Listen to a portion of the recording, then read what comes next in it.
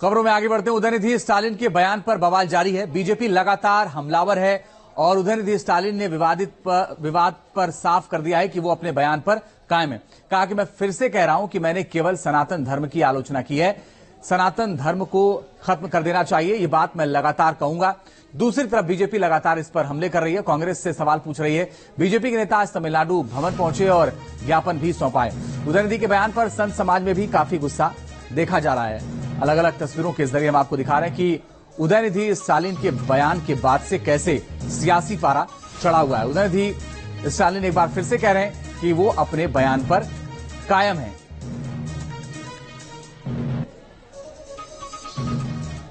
उदयनिधि के बयान पर अब चौतरफा हमला हो रहा है। बीजेपी और संत समाज लगातार उदयनिधि पर सवाल उठा रहे हैं। देखिए किसने क्या कहा। राहुल गांधी क्यों खामोश हैं? 2 दिन हो गए। राहुल गांधी जी तो कहते हैं कि मैं हिंदू हूं, अपने गोत्र की बात करते हैं, मंदिर मंदिर घूमते हैं, जल चढ़ाते हैं। तो मतलब हम जो कहते थे कि अब पाखंड करते हैं तो साबित हो रहा है ना वोट के लिए।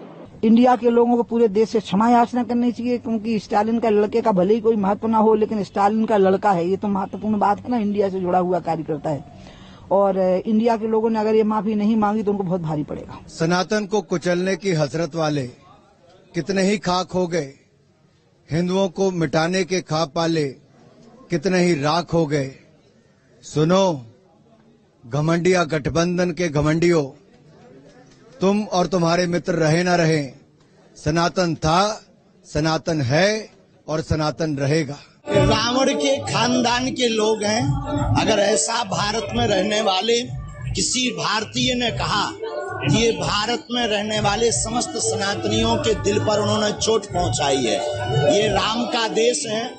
राम के देश में सनातन जब तक इस भूमि पर जल रहेगा, सूर्य रहेगा, तब तक सनातन रहेगा।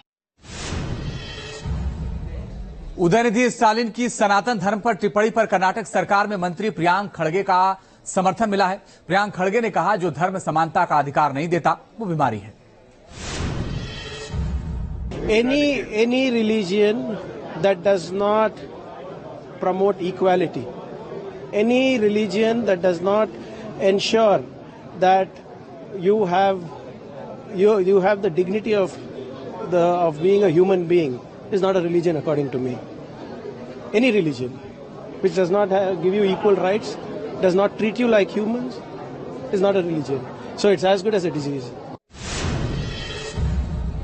सनातन के अपमान पर बीजेपी सांसद निशिकांत दुबे कांग्रेस समेत तमाम विपक्षी दलों पर निशाना साध रहे हैं। उन्होंने क्या कुछ कहा है सुनिए जरा। बीजेपी सांसद निशिकांत दुबे जी हमारे साथ बातचीत के लिए मौजूद हैं। सर, उदयनिधि स्टालिन साफ तौर पर कह रहे हैं कि मैं माफी नहीं मांगूंगा, पीछे नहीं हटूंगा, चाहे जो हो जाए। केस करना है, केस दर्ज कराइए, सामना करेंगे। क्यों माफी मांगेंगे? उनके साथ तो पूरा INDIA गठबंधन है ना, वो क्यों माफी मांगेंगे? वो एजेंडा जो है वो INDIA गठबंधन का है, वो स्पोक्स पर्सन है इसके। सनातन धर्म, हिंदू धर्म को गाली दो और 2024 में जो ताकतें हैं, जो इसकी एंटी ताकतें हैं, चाहे वो क्रिश्चियन लॉबी है, चाहे वो मुसलमान लॉबी है, उसके सहारे जो है अपने सत्ता प्राप्ति का साधन आगे बढ़ाओ।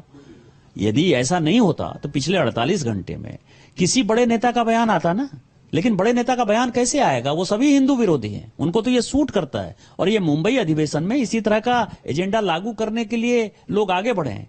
उसका उदाहरण देख लीजिए। राहुल जी इस गठबंधन के बड़े नेता है ना, वो जनेऊ पहना देते हैं, लोग उनको पूजा करा देते हैं, गोत्र करा देते हैं। कैसे जनेऊ पहनते हैं आप? हमारे यहां तो माना जाता है कि जो आपके पिताजी का धर्म है या जो जाति है वही होगा ना। तो फिरोज वरुण गांधी का जो है वो ब्राह्मण नहीं हो सकते।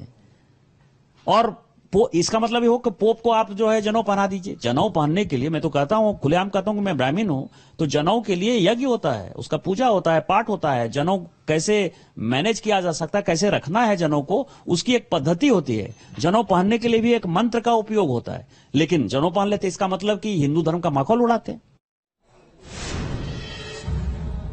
और बड़ी खबर इस बीच आ रही है, भारत नहीं आएंगे